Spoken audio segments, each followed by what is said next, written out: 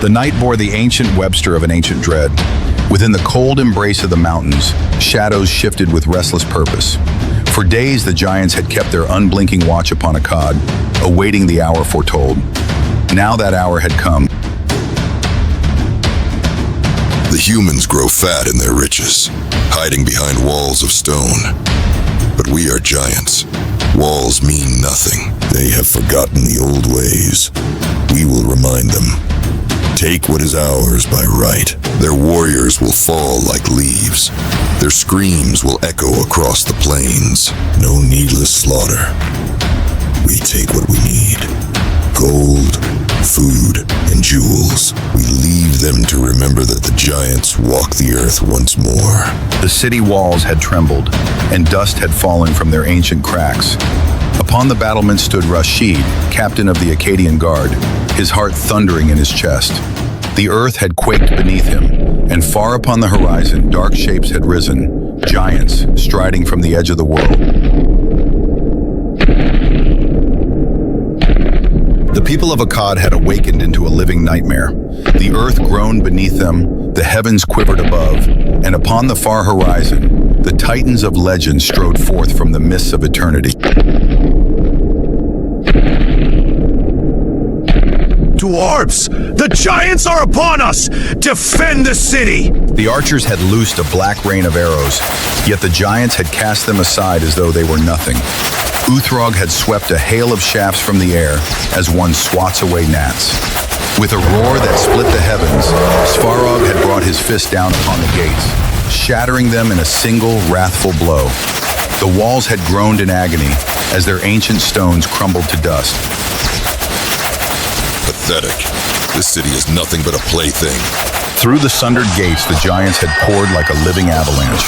Chaos had swept the streets as Rashid had led his warriors in a desperate stand, their blades catching the pale fire of the morning sun, yet striking as if against unyielding stone.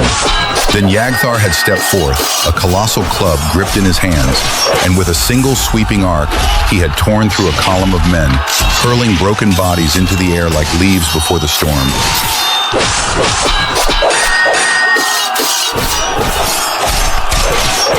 Is this all you have, Akkad? Where is your strength now?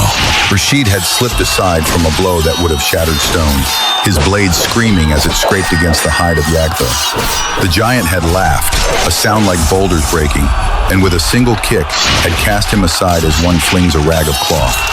Brave though they had been, the warriors of Akkad had stood no chance. These were no mere men, they were mountains made flesh, and before their might, nothing could endure.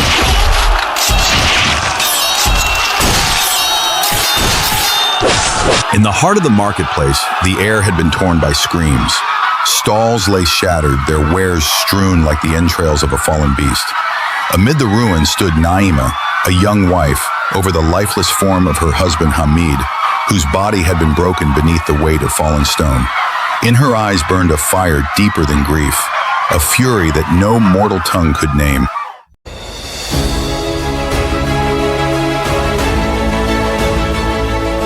You will not take everything from us! With both hands, she had cast the stone at Gormog, the towering brute.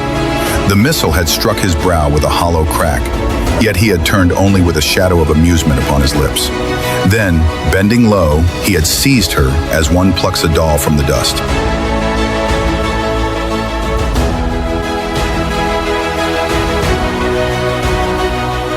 Brave, but foolish.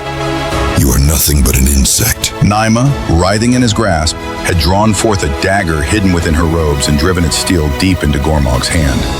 The giant had roared in pain, a sound that shook the air, and let her fall. Before his wrath could descend, Rashid and a band of warriors had charged forth, their blades flashing as they hewed at his colossal legs.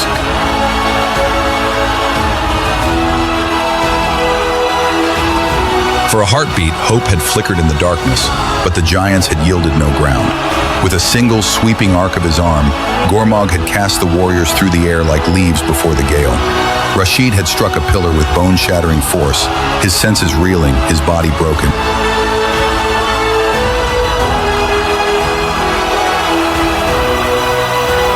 Gormog had towered over Naima, his shadow swallowing her in its vastness, as he had raised his foot for the killing blow. Then, from amidst the chaos, a deep voice had thundered, cleaving through the din like a blade through silk.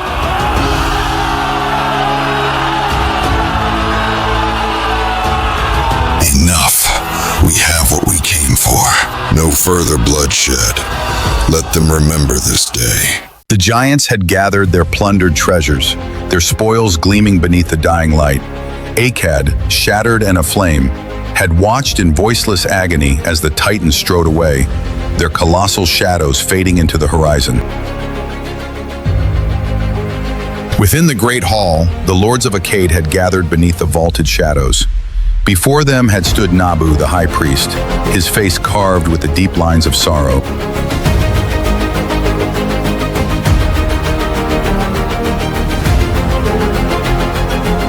The gods have turned their faces from us. We must endure, for we are but mortals against beings of ancient power. We cannot do nothing. There must be a way to fight back. Sometimes, the greatest strength is in survival, not battle. We live to see another day. That is our victory. From the veil of shadows Naima had watched, in the crucible of her grief, something greater had been forged, an unyielding resolve. This is not the end! There will come a time when the giants will know fear. And when that day comes, Akkad will rise again! Akkad, once a jewel of pride, lay shattered, its treasures plundered, its people broken in spirit. Yet even in the shadow of defeat, the race of men would etch this day into the eternal memory of their kind. Uthrog had stood upon the distant rise, his gaze sweeping over the ruin that sprawled beneath the horizon. From the smoke and flame, Sverog had come forth, his mighty arms laden with the spoils of conquest. The city is ours, Uthrog. The humans will not dare oppose us again. They have been humbled, but they are not broken. They will rebuild. They will seek revenge. The little creatures fought hard, but they were no match for us. It was almost too easy. Do not underestimate them. Their strength is not in size, but in cunning. They will remember this. Let them plot. We will crush them again. Enough talk. We have what we came for. We return to the mountains. Let the humans bury their dead. The giants had turned and begun their march into the distance, their thunderous steps echoing through the shattered bones of the city.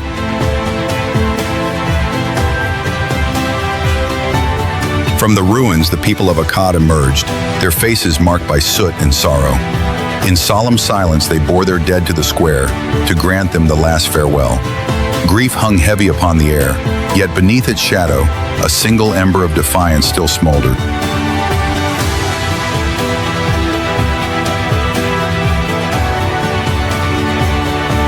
Naima and Rashid had stood by the funeral pyre, their eyes fixed upon the flames as they devoured the bodies of those they had loved and lost. They will come again. And when they do, what will we have left? We will rebuild. We must find a way to defend ourselves. We are but ants beneath their feet. How can we fight them? We are more than ants. We are human. We have survived worse. The gods have not forsaken us. Hope! It feels so distant. We must find hope in each other. That is how we will survive.